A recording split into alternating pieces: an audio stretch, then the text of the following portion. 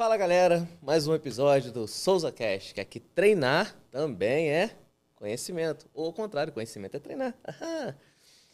Há um episódio atrás nós falamos sobre a lipedema com uma fisioterapeuta, que é personal trainer, né? Que trata pessoas com lipedema. A lipedema veio à tona com a Paula Oliveira e com a Yasmin Brunet do BBB.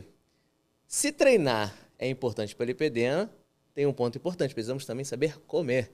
Então hoje eu trouxe aqui uma nutricionista paciente de lipedema, não tem ninguém melhor que uma profissional que vive para falar com vocês. Keila Câmara, nutricionista.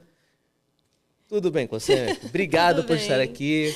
Obrigada por essa oportunidade, né, da gente falar um pouco mais sobre essa patologia que está aí em alta nas redes sociais, né? Muita gente querendo entender um pouquinho mais sobre, e a gente está estudando também para isso, né? Não só para trazer conhecimento, mas também para ajudar muitas outras pacientes ou pacientes que estejam passando por essa situação, por esse desconforto que o lipedema traz. Eu mesmo sou um curioso. No episódio com a Nathalie eu fiz trocentas perguntas. Porque eu não sei, não faço a menor ideia ainda o que é lipedema. Ainda não consegui entender. Eu até atendi a uma paciente de lipedema, mó tato, corri para nada, me ajuda. O que eu posso, o que eu não posso. Mas eu quero que você explica um pouquinho mais o que é essa patologia que as pessoas estão tão perdidas. No geral, né, o lipedema ele já é considerado uma doença crônica. Apesar dele já ter sido relatado lá em 1940, ele só foi reconhecido como uma doença mesmo em 2022. Né? Ele tem um CID próprio e todo o tratamento a gente vem estudando, se aprofundando desde então.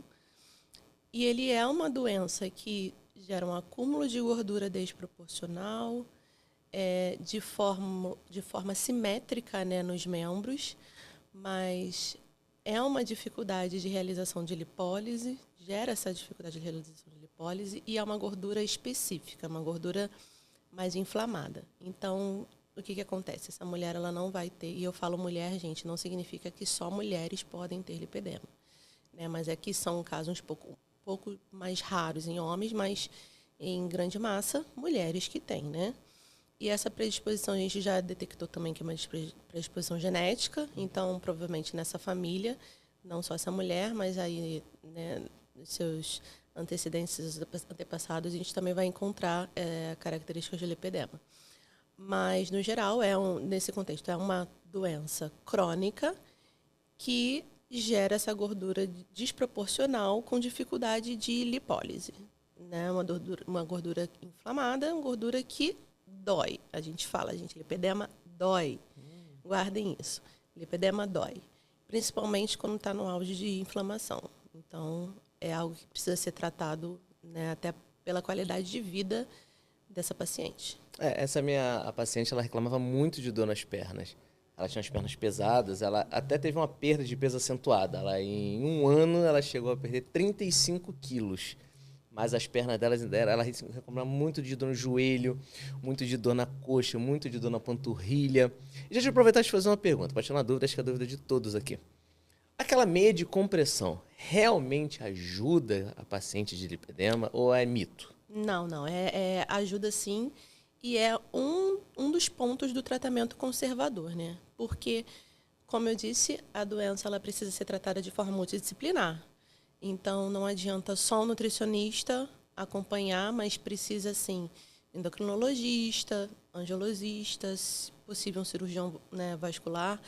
Importante é que, antes de qualquer coisa, ela precisa ser diagnosticada por um médico especialista. Então, assim, não é nutricionista que vai diagnosticar, não é fisioterapeuta, não é biomédico, é médico. Então, algum profissional da medicina, médico, que, de preferência, angiologista ou cirurgião vascular, né, diagnostique essa pessoa.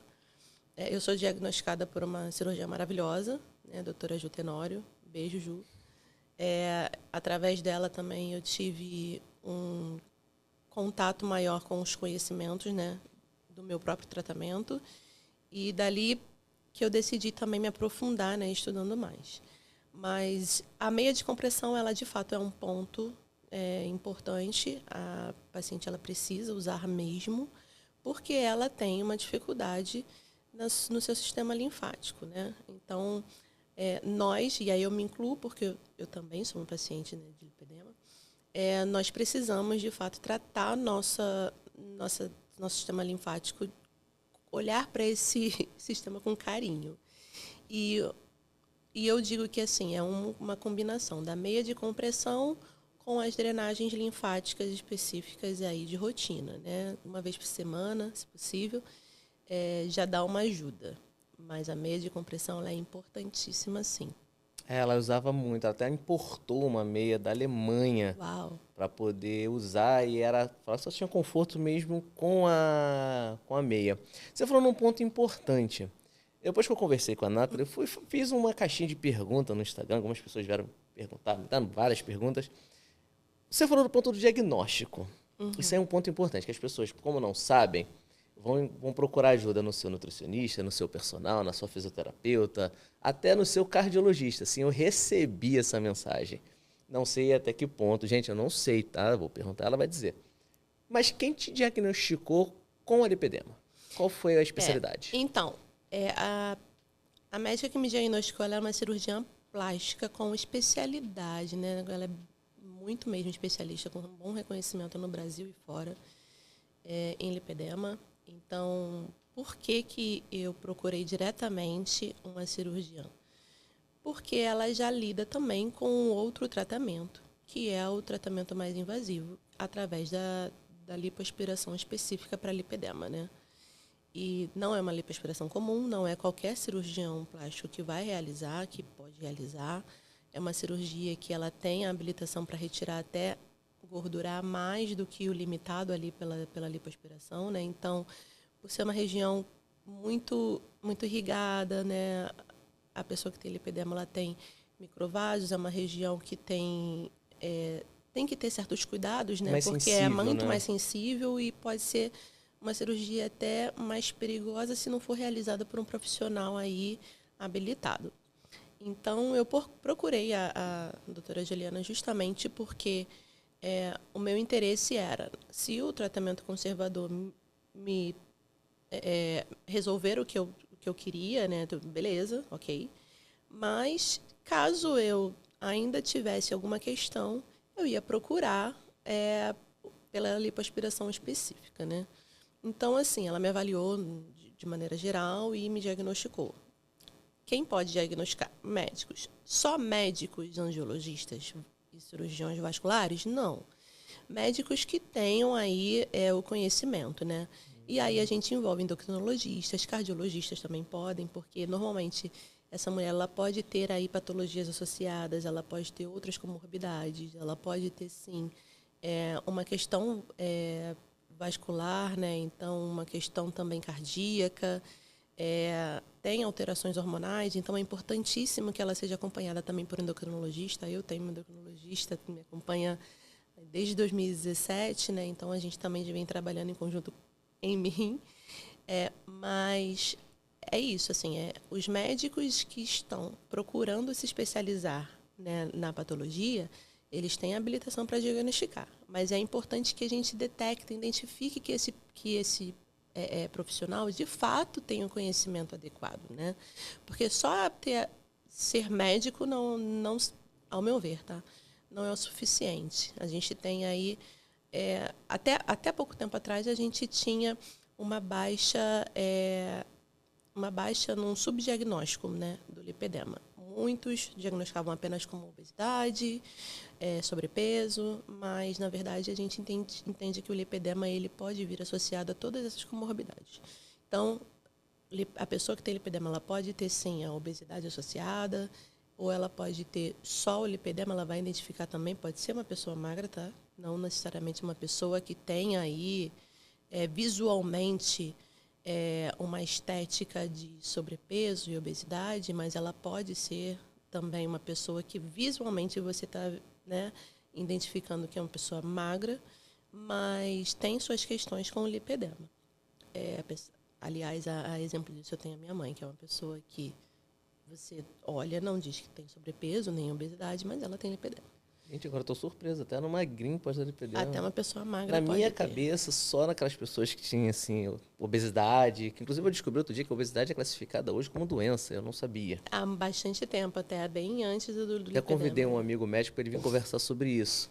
Que é interessante. A gente vai estudando e vai descobrindo, gente. Então, você tem obesidade, procure o seu médico. Mas eu não sabia que podia dar em magrinhos. Para mim, só nas pessoas gordas, que estavam acima de peso, com acúmulos excessivos de gordura, que poderiam ter. Interessante. E agora eu fiquei surpreso. É vendo e aprendendo.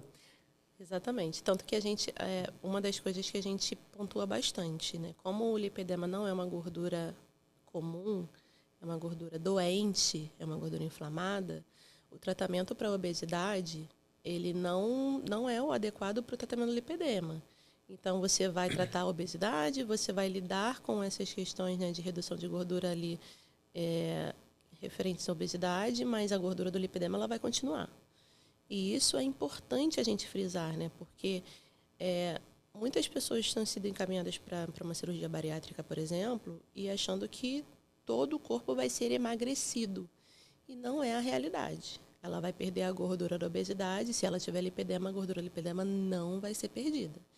Então, assim, são pontos que devem ser discutidos e avaliados no paciente, conversados, até para gerar também, criar uma certa estratégia, né, de como a pessoa pode se tratar antes, durante, pós-cirurgia, e tanto alcançando uma redução do percentual de gordura que envolve o lipedema e alcançando uma melhora significativa também da questão inflamatória da patologia, né? Ou seja, o trabalho multidisciplinar se faz muito importante. Eu falo muito isso no meu Instagram, galera. Você quer fazer, faz todo o trabalho completo. Não adianta vir só se exercitar. Ah, eu descobri que eu tenho lipedema. Não, procura um médico, procura um fisioterapeuta, procura um personal especializado. Isso é muito importante. E para que vocês não saibam, a Keila e eu, nós somos formados em Química, nós formamos juntos. Eu me motivei a fazer educação física, porque eu sempre fui atleta, gostei. Mas e você? O que te motivou a vir para a nutrição? Foi o seu quadro de lipedema? Qual foi a sua motivação a entrar na nutrição? Então, em 2000, eu tenho um histórico, né, com o meu corpo. Até então, eu não sabia que era um gatilho do lipedema. E aí eu vou falar um pouquinho disso, né, depois, especificamente, porque pode ser a realidade de muitas. Mas, assim, eu cresci com um certo complexo, né, na adolescência ali, quando eu fui criando o corpo. Uhum. Depois da primeira menstruação, meu corpo, assim, desenvolveu bem rápido. E eu comecei a ter vergonha das minhas pernas e achava que as minhas pernas estavam diferentes das minhas amigas. E se você ver fotos minhas antigas, você não vai identificar que tem ali um lipedema, mas eu sentia que tinha alguma coisa diferente. Parecia só ser uma coxa grossa numa adolescente. Exatamente, né? E aí vem aquela questão, né? Ah, é de família, né? Minha família Genético. por parte, exatamente. Minha família por parte da minha mãe, né? Do meu avô de origem portuguesa, né? E aí tem essa questão do genótipo, fenótipo de que portugueses têm, né? Essa estrutura e inclusive quando eu era menor, né? Pequena, um médico até falou com minha mãe, não, ela tem toda a estrutura de portuguesinha. Enfim, mas ao longo dos anos eu tive uma certa resistência mesmo com o que eu via no espelho. Aos 20, acabei entrando numa anorexia, né? Então um distúrbio alimentar aí como em jovens, porque eu queria mesmo diminuir ali os quadris, as coxas e achava que estava gorda, me via gorda e cheguei aí, eu tenho 1,63 m e cheguei aí entre 49 e 50 quilos, né, nesse período. Foi um período que, assim, foi uma anorexia um pouco mais silenciosa, só minha família percebia. A gente estudava, né, tanto que a turma, né, nem só percebiam que eu tinha emagrecido, mas não necessariamente que eu estava passando por esse distúrbio. E aí, por descompensar, né, muitas coisas, né, a gente sabe que o distúrbio alimentar ele descompensa realmente todo o nosso sistema hormonal, enfim. Quando foi em 2016, eu tive um boom, né, um ganho de peso, assim, sem explicação. E foi quando eu decidi procurar um especialista. Passei por vários endocrinologistas que até então não tinham detectado nada, até que eu encontrei o meu, Dr. Fontinelli. Beijo, Dr. Fontinelli. Maravilhoso. Um endocrinologista esportivo, e foi ele que me diagnosticou na época com hipotireoidismo subclínico. Então, era algo muito sensível. Realmente, tinha que ter um olhar mais crítico nos exames, né? E dali, muitas coisas estavam alteradas, né, nas minhas taxas. Muitas. Eu lembro que eu tirei 15 tubos de sangue para um rastreio. Eu caio duro. Não, eu nunca tive esse problema, mas fiz e tudo mais, e dali por diante minha vida começou a mudar, né? Aí identifiquei uma resistência à insulina, enfim. Tudo que estava alterado, a gente começou a tratar pontualmente, né? Eu tenho aí meu pai diabético, minha avó falecida, né, mãe do papai, também era diabética, então já é um alerta, né, para eu cuidar aí um pouco melhor, né. Então, eu tenho a resistência à insulina, fui diagnosticada nesse período e venho cuidando de muitas coisas desde então. O hipotireoidismo ele foi tratado, não tomo medicação, foi um período só, né, que eu precisei cuidar.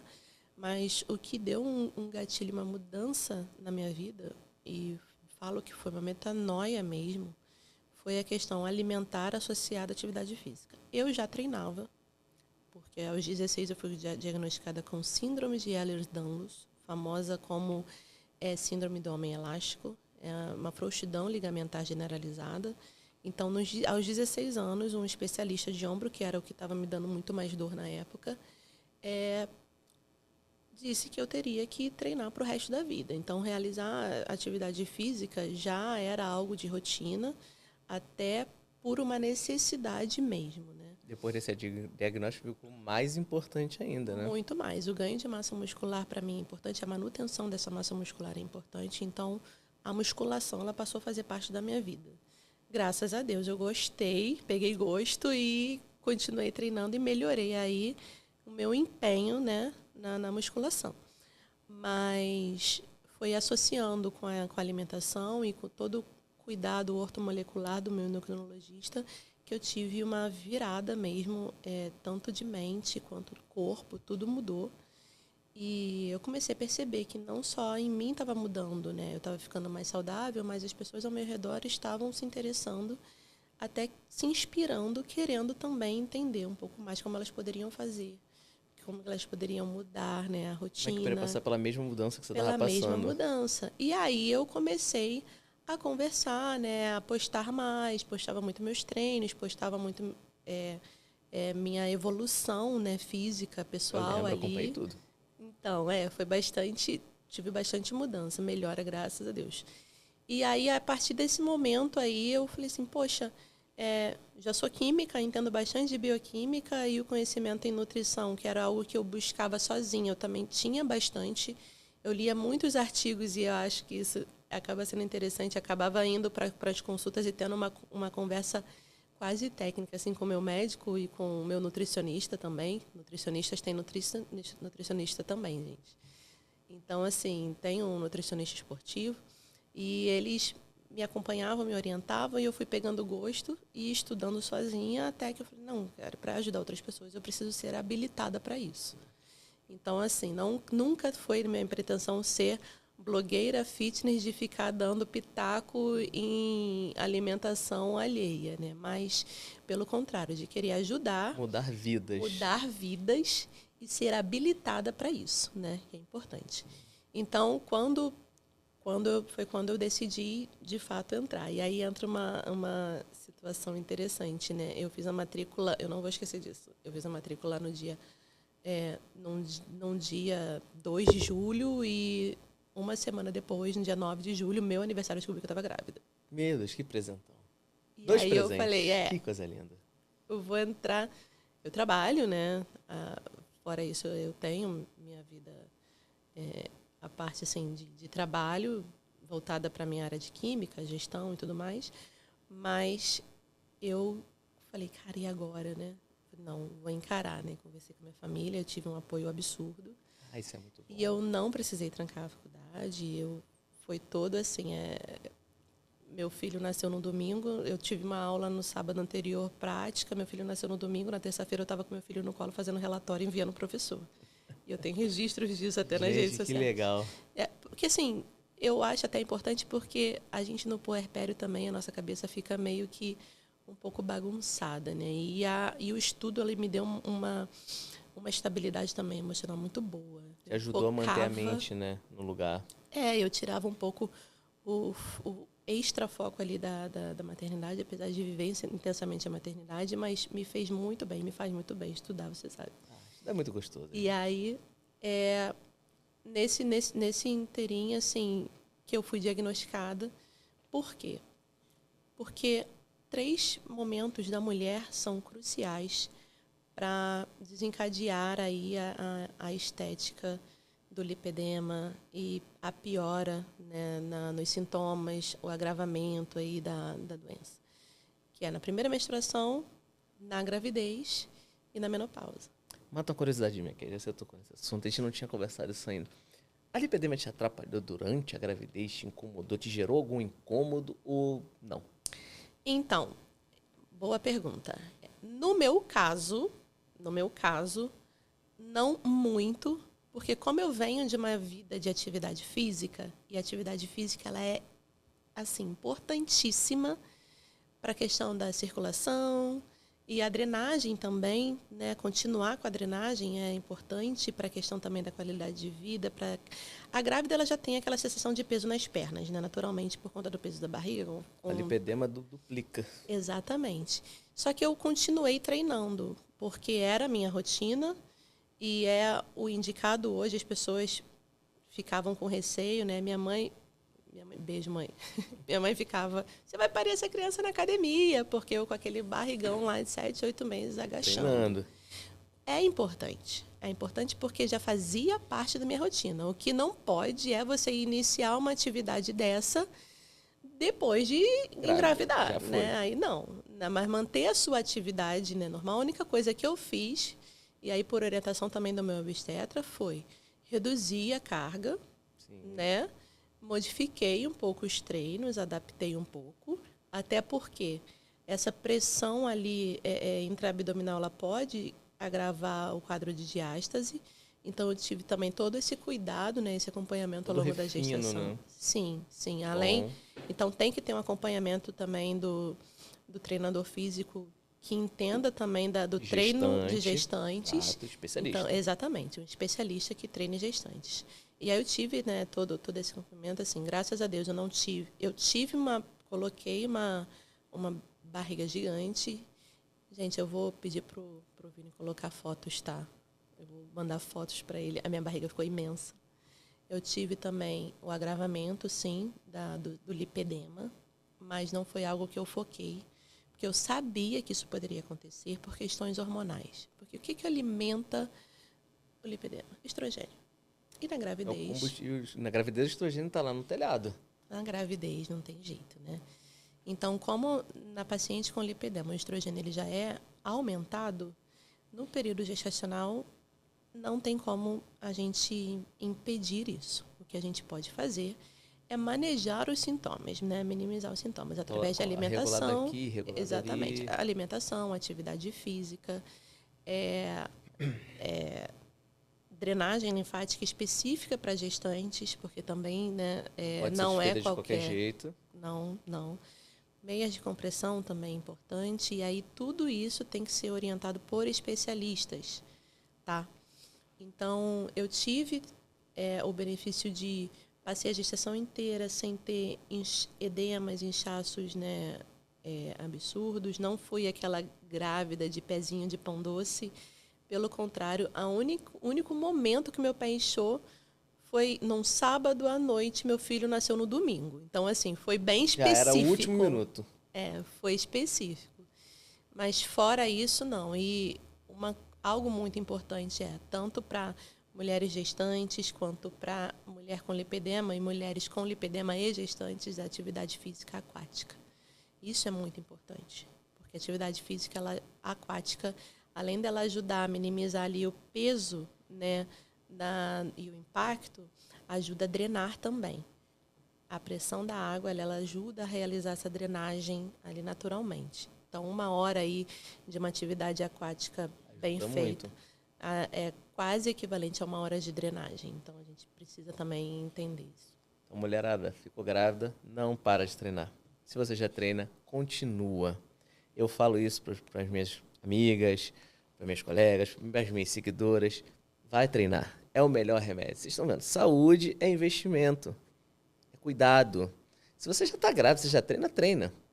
Você falou do lipedema, mas eu tenho uma amiga minha, ela não tem lipedema, tá? Mas é curioso pegar você com a lipedema, você treinou, teve todo o cuidado. Sim. Isso é importantíssimo.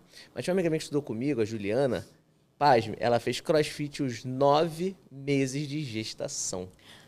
É importante, assim, se ela já era uma atleta amadora do Ela CrossFit, já fazia. não Ela tem só parou de problema. saltar. Não tem problema continuar. É aquilo que eu falei, né? A adaptação é importante. E Muito aí legal entra, você tocar nisso. entra muito a questão, e aí eu vou falar sobre adaptação também na alimentação, porque, por exemplo, eu sou adepta de jejum intermitente, tá? É algo que funciona comigo, é algo que faz parte também aí da minha rotina, faz parte até, no meu caso, de melhora aí no trato do lipedema. Gestante, eu não oriento a fazer jejum. Ponto. Boa. Não oriento. Eu não consigo. Não, gestante não orienta a fazer. Mesmo que faça assim. A gente entende que já é um momento mais delicado do corpo. O corpo está demandando muita energia, né? Então o gasto calórico é muito maior. Algumas vão sentir muito mais fome, né, do que outras. Algumas no primeiro trimestre vão ter a questão dos enjoos que atrapalham de fato ali o apetite para se alimentar, mas é importante, gente, se alimentar e suplementar. Suplementação também é importante, né? Não só ali repondo o que essa gestante tem, mas a gente ali entra com suplementação específica também para esse bebê que está sendo gerado. Então, é importante a alimentação associada com uma boa suplementação de acordo com os exames bioquímicos dessa paciente. E quando a gente tiver quadro clínico, se faz a estratégia do que vai ser usado. E para aquela praticante que não é gestante, quer suplementar, tem lipedema, o que você recomenda? Ou não recomenda?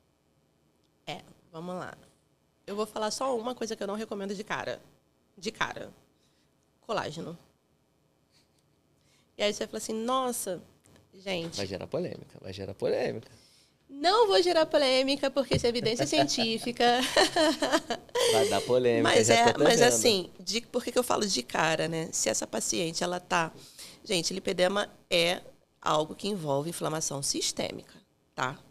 Então, se ela tiver num quadro de inflamação descontrolado, a gente não tem que entrar com colágeno, porque vai agravar toda a questão do tecido fibrótico dela, né? No lipedema, e aí eu não vou me aprofundar tecnicamente, né, mas eu vou passar rapidamente numa explicação para entenderem por que a gente não orienta de cara a suplementar o colágeno. No lipedema, nós temos ali o macrófago M2, que é responsável também por reconstrução tecidual, né, e entra também aí com uma questão de desenvolvimento de colágeno e reconstrução de tecido, pele, é importante. Mas o fenótipo, o tipo M2 nessa mulher, ele não funciona adequadamente. Então, existe ali uma hiperprodução de colágeno, o que vai gerar, num resultado final, um tecido fibrótico e na hipóxia, que é justamente a redução de oxigenação nesse tecido. Mas essa questão do tecido fibrótico, né, e tudo mais, o aspecto casca de laranja, além da hiperplasia ali das células de gordura, existe essa questão envolvendo todo o mau funcionamento, né, do macrófago M2 ali dentro do tecido. Então, a gente vai ter um recrutamento maior de fibroblastos para cima da derme, a gente vai ter recrutamento também inadequado desses macrófagos, e a gente vai ter justamente aquele aspecto casca de laranja. Então, se eu tenho... botar o colágeno, vai dar errado. Se eu colocar colágeno nesse tecido, vai dar errado. Eu vou ter um agravamento, né, dessa fibrose. O que já está complicado só vai agravar. Pois é. E aí, assim, entra também aquela questão, né? Como esses macrófagos e os fibroblastos, eles estão ali com suas funções, na verdade, eles estão em disfunção, como que a gente resolve a questão da flacidez nessa mulher? Porque o que acontece o colágeno ele não vai para a região de forma adequada, então eu tenho uma flacidez tecidual, muscular, e eu tenho também uma flacidez ali de pele. Primeiro a gente trata a questão da inflamação sistêmica. Depois a gente entra com estratégia para resolver essa questão da flacidez, né? E como eu disse, não é um tratamento só nutricional. Existe todo um tratamento fisioterápico, existe a questão de tratamento estético também, né, feito por biomédicos, especialistas. Essa mulher não deve ser submetida a ultrassom de cara, tá? Ultrassom de alta potência, porque pode piorar também a estética e também esse tecido fibrótico. Não devemos também colocar essa mulher dentro, estimular a estar em ambiente extremamente aquecido. Uma sauna, por exemplo, não é adequada. Então, tem estratégias que a gente precisa lidar. Hoje a gente vê também um tratamento, e existem estudos, né, sobre isso, tratamento crioterápico, e aí eu estou falando de crioterapia, eu não estou falando de criolipólise. Falando de crioterapia, tipo aquelas banheiras de gelo. Elas são ótimas. A máquina que é com nitrogênio, que também hidrata um arzinho gelado. Também, esse tratamento crioterápico ele ajuda. Por quê? Como esse macrófago M2 está em disfunção, e ele é responsável também pela produção, né, dos vasos, de estrutura, né, ali sanguínea, desses microvasos, nessa mulher ela vai ter um excesso de produção de microvasos. E aí essa autoirrigação, quando você estimula com o aquecimento, o que acontece? Esses microvasos tendem a aumentar a circulação na região e aumentar tanto edemas quanto hematomas. E aí vem daí também, gente, a facilidade de formação de hematomas nessa mulher. Então, galera, evita o colágeno. Lá na creatina. Creatina pode?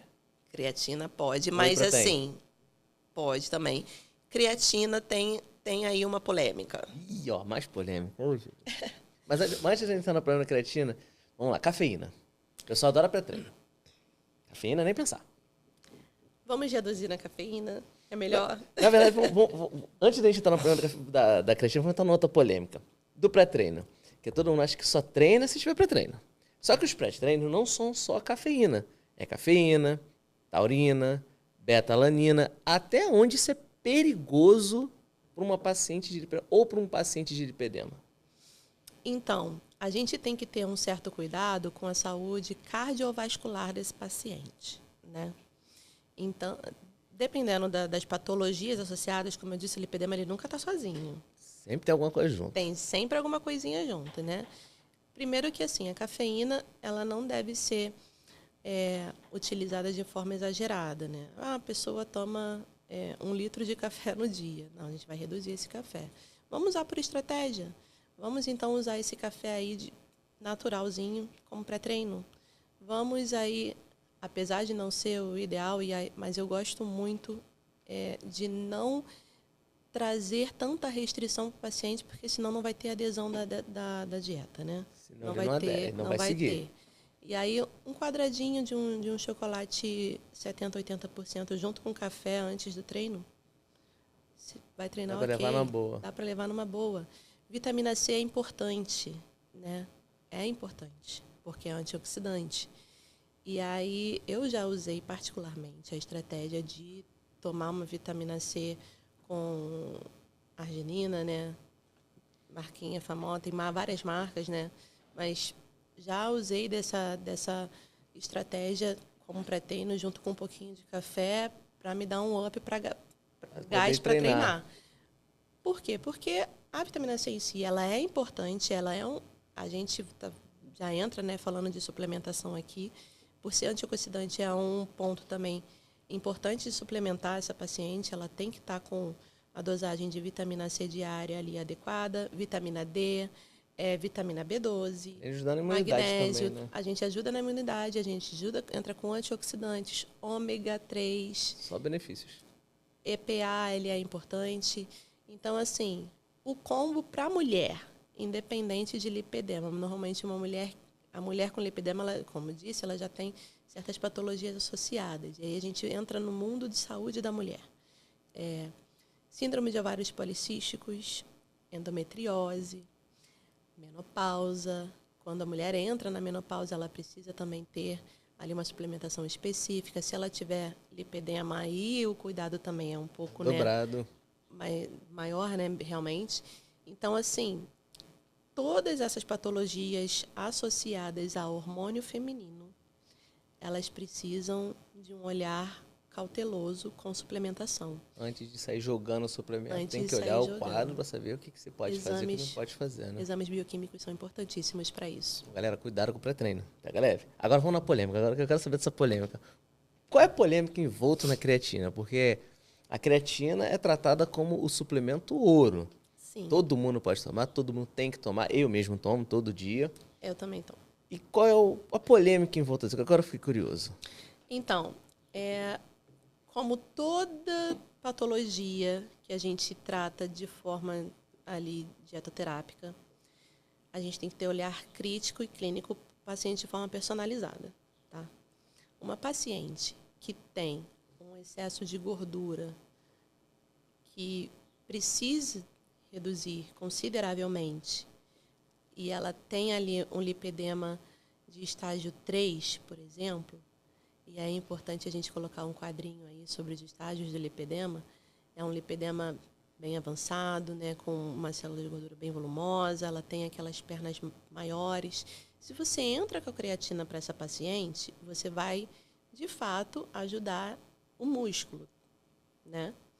Mas você pode gerar um desconforto, porque você vai empurrar essa gordura e aumentar o volume dessa perna.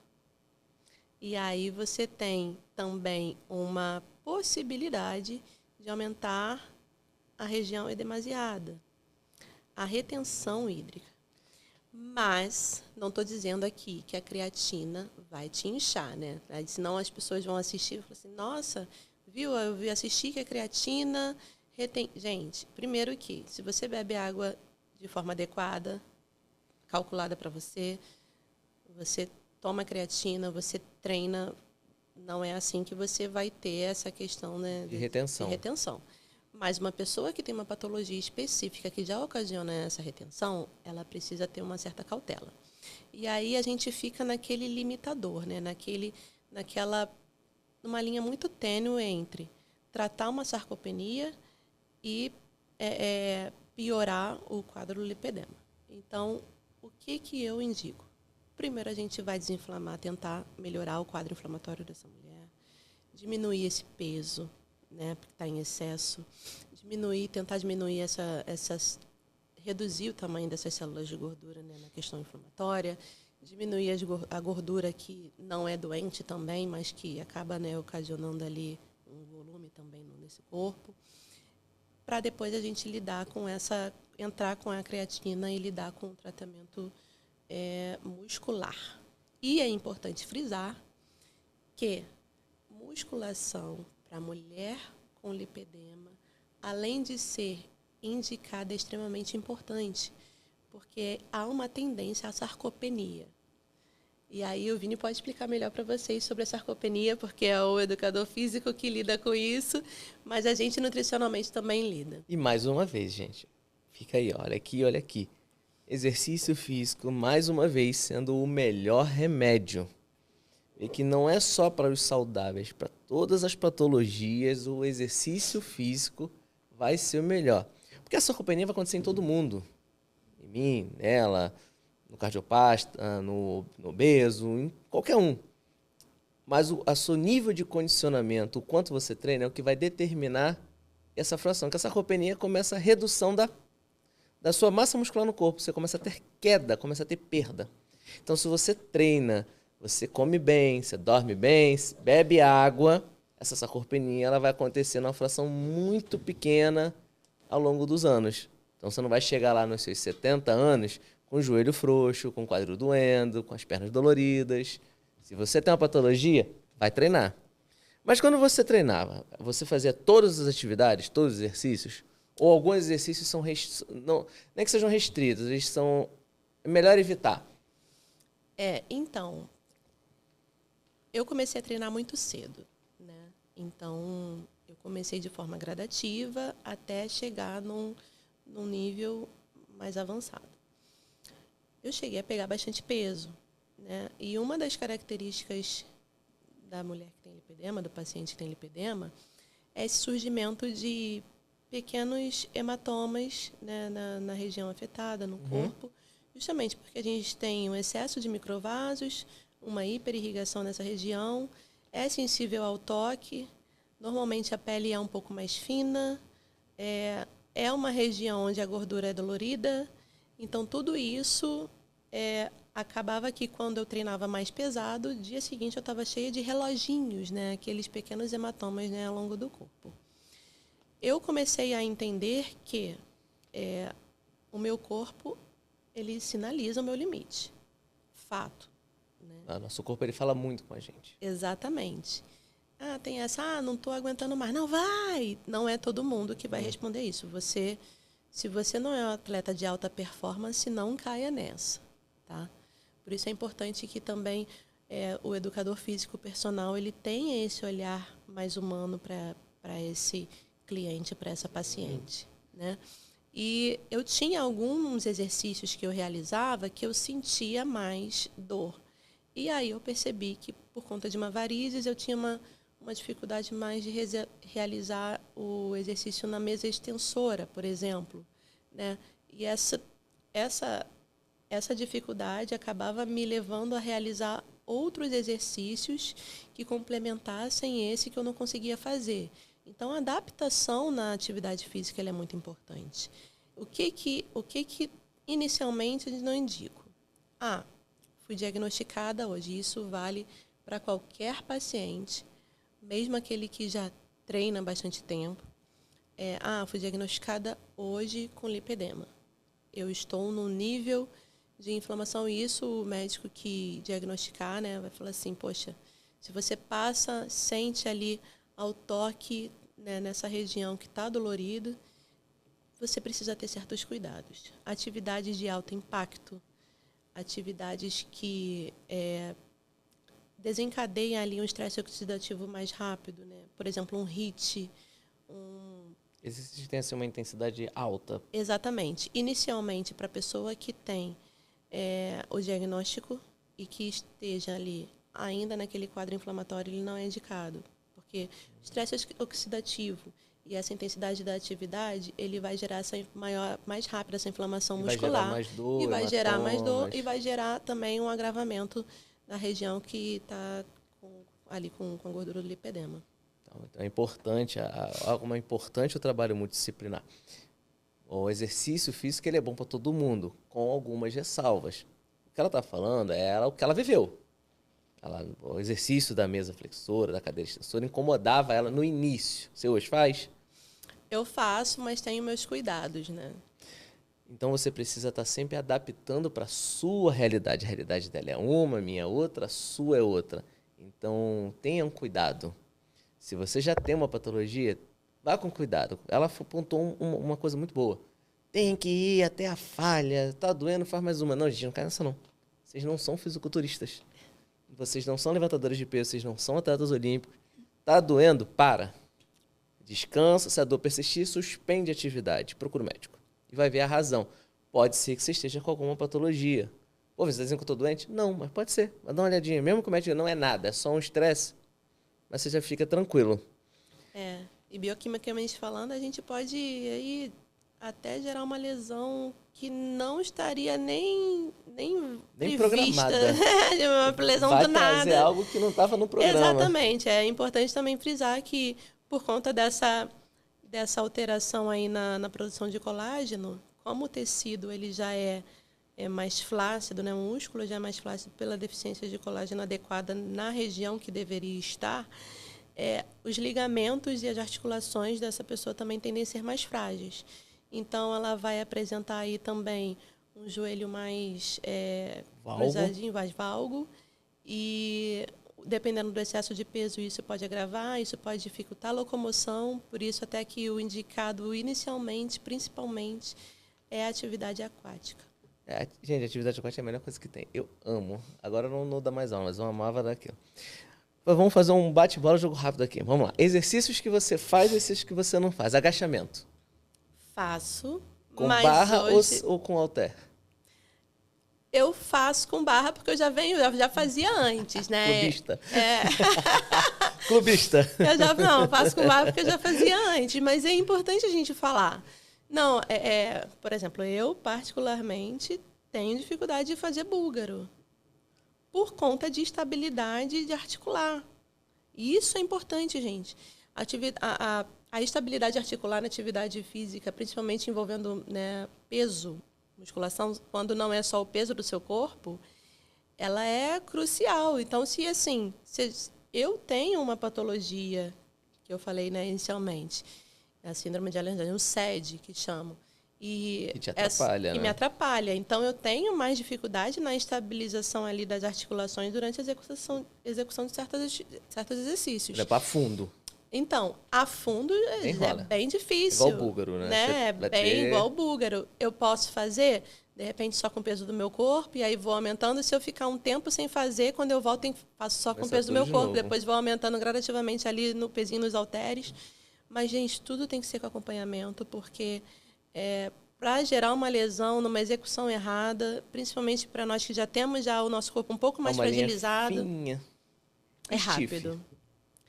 Gosto. Com barra ou com halter? Eu gosto com barra, mesmo se ela estiver sem peso. E aí, uso o cinturão. Para proteger a sua coluna. Para proteger, estabilizar a lombar. Eu tenho minhas ponderações com cinturão, mas para o seu caso, quadro ele é necessário para importante. proteger devido à fragilidade dos ligamentos. São ligamentos mais diferentes, são mais moles, então todo cuidado é pouco. Não, e eu tenho ainda uma... Ainda tem mais uma síndrome. Eu tô falando aqui, eu tô abrindo aqui tudo que é patologia, porque, enfim, a gente está falando de saúde, né? Mas quem entra nas minhas redes sociais acham que eu treino puramente por estética, mas não é só isso. A estética é brinde. Consequência boa, né? Acaba Sim. sendo também uma motivação. Mas eu tenho uma falta de um ossinho ali no final da coluna vertebral, que se eu não usar o cinturão, eu não tenho estabilidade nenhuma nessa lombar. Então, eu preciso do cinturão quando eu quero pegar um pouquinho mais de peso, né? Enfim. E o queridinho das mulheres na academia, elevação pélvica. Você faz? Faço com ressalvas também. Com todos os cuidados? Todos os cuidados. Você faz ele livre ou você faz em máquina? Então, hoje onde eu treino, né, que eu treino dentro do meu próprio condomínio, não tem a máquina, então eu faço ele livre e fico adaptando ali, né, o peso ideal. Ajustando para você. Mas o ideal é fazer na máquina. É o mais seguro. É o mais seguro por conta de estabilidade mesmo. Mais seguro. E aí eu não indico para quem vai iniciar na vida fitness, tem lipedema, vai começar a treinar, eu não Deixa indico para um outro começar. momento, né? Porque você vai sobrecarregar o joelho, você não sabe como é que está o ligamento do seu joelho nesse momento. Então, o importante é você fazer um fortalecimento primeiro geral, para depois. O último, cadeira abdutora. Amo. Eu sou marombeira raiz, gente. Mas te causa algum incômodo? Esse é um que causa. Passa batido. Então, se eu sentir o ligamento ali, né, na região de quadris, eu paro. Somente o tendão lateral. Exatamente. O último, mais um. Cadeira abdutora, cadeira adutora. Interiorzão de coxa. Gosto também. Gosto e para mim é até importante, porque minha parte interior de coxa é onde eu tenho maior acúmulo de gordura do lipedema, né? Então, assim, o que eu agora coloquei para melhorar essa gordura dessa região? Eu gosto de fazer, não gostava, né? Mas por necessidade passei a gostar. Atividade aeróbica, né? Eu gostava muito dos pesos, mas a atividade aeróbica para mim é importante. Então, 30 minutos de esteira todos os dias para mim é extremamente relevante para melhora ali também do quadro de gordura. Do quadro, exatamente. Metabolismo e tudo mais. Cardiovascular. E, principalmente, acaba tendo também, se você fizer... e aí, quem pode falar melhor, gente, é o educador físico. Eu gosto também de fazer elevações na esteira, né? De inclinações da esteira. Não, é ótimo.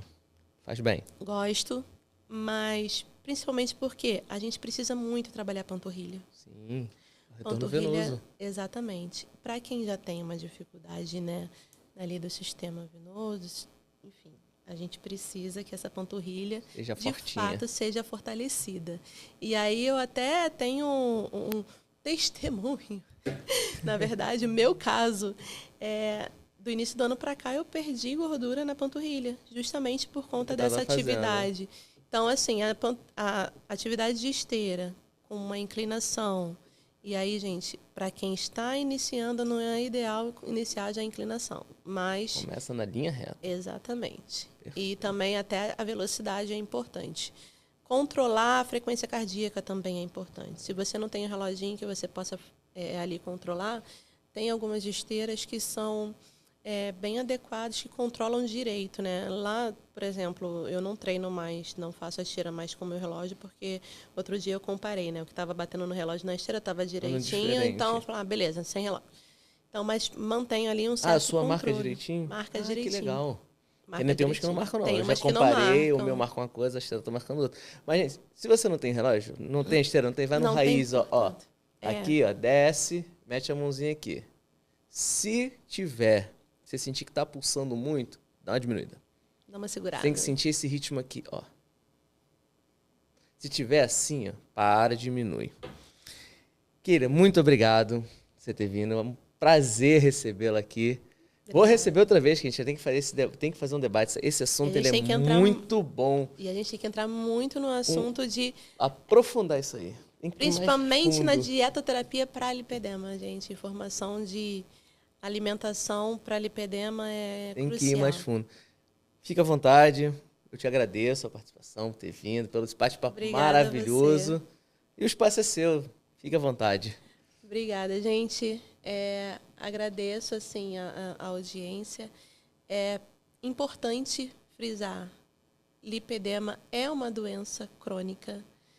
Não tem cura, mas a gente fala, é uma doença crônica que não tem cura, mas tem tratamento, tem gerenciamento de sintomas. Então, aí, busque uma boa equipe, né, multidisciplinar, fisioterapeuta de sua confiança que lide com isso, personal trainer, né, educador físico, que saiba o que está fazendo, o que está te indicando, nutricionista especializado em lipedema. E é importante, principalmente, continuar um acompanhamento com o endocrinologista, porque todo manejo hormonal, ele também vai desencadear ali a melhora da qualidade de vida, melhora toda da inflamação sistêmica desse paciente. Isso aí. Então, gente, vamos cuidar. Tratamento multidisciplinar. Saúde não é gasto, é investimento. Você, a longo prazo, é só benefício. Se você tem 20, você vai ter 30, 40, 50.